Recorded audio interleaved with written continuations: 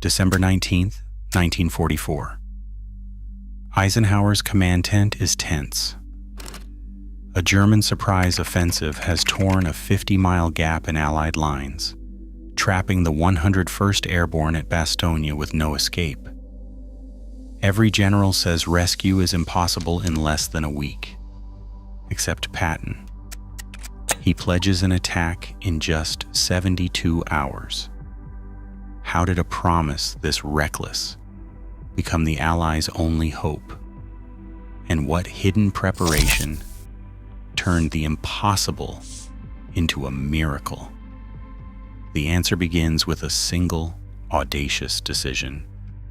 The command tent at Verdun was thick with tension on the morning of December 19th, 1944.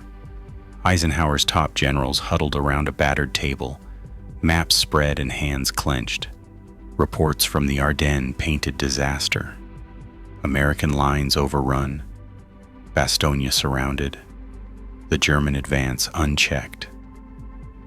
Eisenhower's staff, faces drawn from exhaustion, calculated the numbers. 5 days, maybe 7, before any counterattack could even begin. The room fell silent as the grim math settled in. Then, General George S. Patton broke in with a voice that cut through the gloom. According to every account, he didn't hesitate.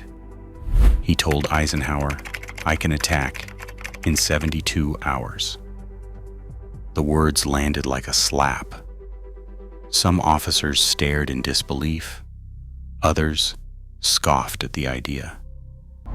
Moving an entire army, 3 full divisions, across 100 miles of frozen roads in the dead of winter while already engaged with the enemy, was considered madness.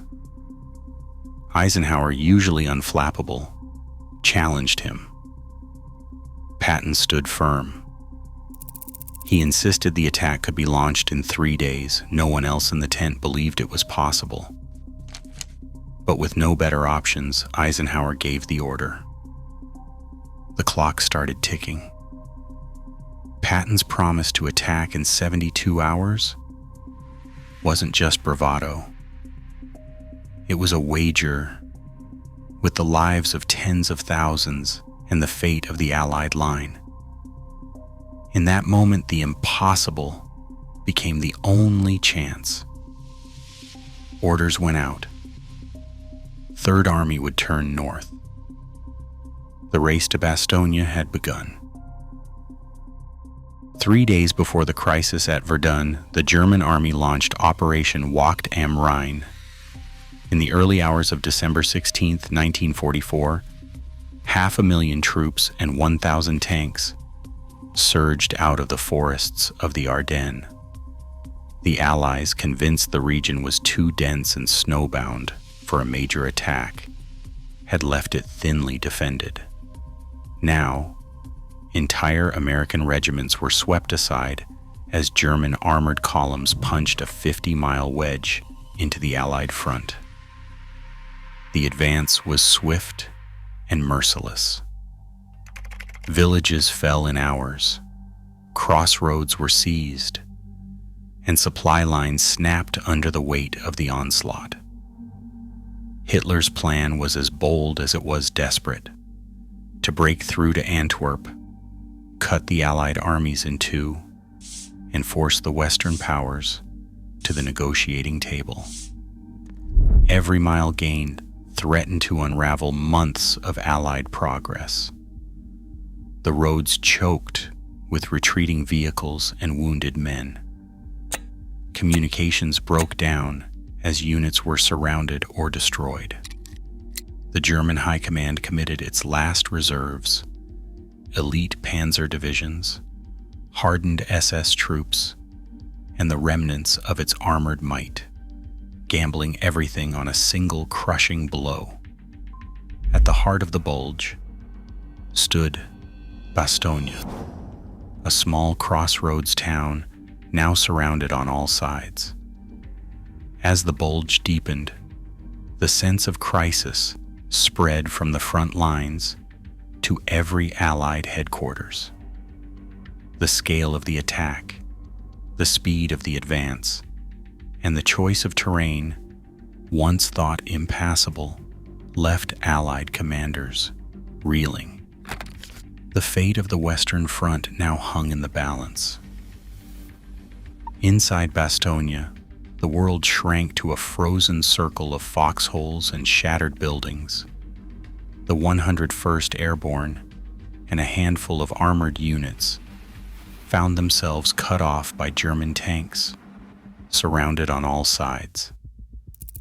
Temperatures plunged below -20 degrees Celsius. Soldiers wrapped themselves in blankets and spare parachutes, but the wind sliced through everything. Frostbite became as common as bullet wounds. Medical teams worked in cellars by candlelight, rationing bandages and morphine, turning away the worst cases with nothing left to give. Ammunition was counted by the round. Artillery crews sometimes had only 10 shells for an entire day. Food ran low, men chewed frozen biscuits and melted snow for water. K rations, meant for a single meal, were stretched over days. In the cellars, Belgian families huddled with American troops, sharing what little remained. Each night the shelling returned. The defenders listened for the engines of rescue, but only the howling wind answered. Still the line held. In the battered heart of Bastogne, hope flickered with every sunrise, but the need for relief grew more desperate by the hour. Patton's Third Army wasn't positioned for heroics. On December 19th, its main force, 3 full divisions, nearly 90,000 men, was fighting south and east, not north. The proposal to pivot that entire force northward through snow and ice was met with open skepticism by Eisenhower's staff. The numbers alone were staggering. A 90-degree turn, a 100-mile march, and the disengagement of tens of thousands from active combat, all while enemy attacks continued. Tanks, trucks, and artillery, in other words, thousands of vehicles, would need to cross frozen roads that could barely handle peacetime traffic, let alone a river of steel in wartime. Blizzard conditions had already turned the Ardennes into a maze of ice and mud. Military police and engineers would have to keep convoys moving, repair bridges, and clear wrecks, often in total darkness. Staff officers ran calculations on fuel, rations, and ammunition, and the answers didn't add up.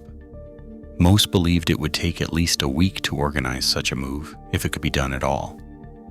Patton's staff faced the math, and even some of his own officers doubted the plan could work. Yet the order had been given. The impossible pivot was no longer theory. It was now the only way forward. Patton's reputation for readiness did not come from luck. In the days before the German offensive, he pressed his staff to draw up not 1, but 3 contingency plans for a sudden pivot north. Brigadier General Hobart Gay, his chief of staff, and Colonel Halley Maddox, the operations officer, worked late into the night drafting options A, B, and C, each a different blueprint for turning Third Army toward the Ardennes on short notice. The plans detailed which corps and divisions would move, where they would assemble, and which roads they would take through the snowbound countryside. Staff logs and Patton's own diary confirm these plans were circulating before the crisis broke. By the morning of December 19th, when Eisenhower demanded a solution, Patton already had 3 in his pocket. He was not improvising, he was reading from orders already written. The code word for the counterattack went out within hours. While most generals were still calculating, Patton's staff was already issuing movement orders. The impossible promise became a plan in motion. Convoys stretched for miles, headlights dimmed against the snow. Quartermasters worked without pause, hauling gasoline north from massive fuel dumps. 1.2 million gallons on the move, enough to keep tanks and trucks rolling through the worst winter in decades. Military police stood at frozen crossroads, waving columns forward, their arms aching from the cold. Painted signs and red lanterns marked one-way routes, guiding drivers through whiteout conditions. Engineers worked by lantern light, blasting ice off bridges and clearing wrecks from the narrow roads. Each hour, thousands of vehicles crawled forward. Sherman tanks, jeeps, and supply trucks were all packed tight with ammunition and rations. Some infantry marched 30 miles in a single day, boots crunching on ice, faces wrapped in scarves.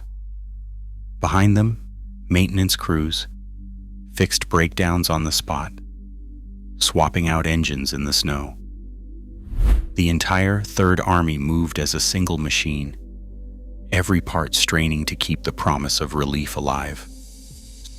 Snow clung to the battered tanks as the 4th Armored Division pushed through the last German roadblocks on December 26, 1944.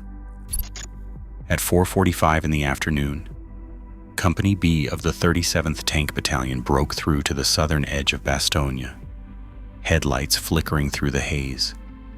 Exhausted paratroopers from the 101st Airborne greeted the armored column with cheers, some waving helmets, others too numb to celebrate. 7 days of siege had drained every reserve, but the line had never cracked. Brigadier General Anthony McAuliffe, acting commander of the 101st Airborne, became a legend for his terse reply to the German surrender demand, "Nuts." The reply baffled the enemy and electrified the defenders. Now, with the corridor open, supplies and reinforcements began to flow. The paratroopers, battered but unbowed, insisted they didn't need rescuing. They were just glad to have more ammunition. The siege was broken. Bastogne held. Military doctrine still cites Patton's pivot as a benchmark for rapid response under impossible odds. In an era defined by uncertainty, preparation, not improvisation, remains the edge. The future rewards those who plan beyond the expected. Sometimes survival depends on seeing the disaster before it arrives. What would you prepare for?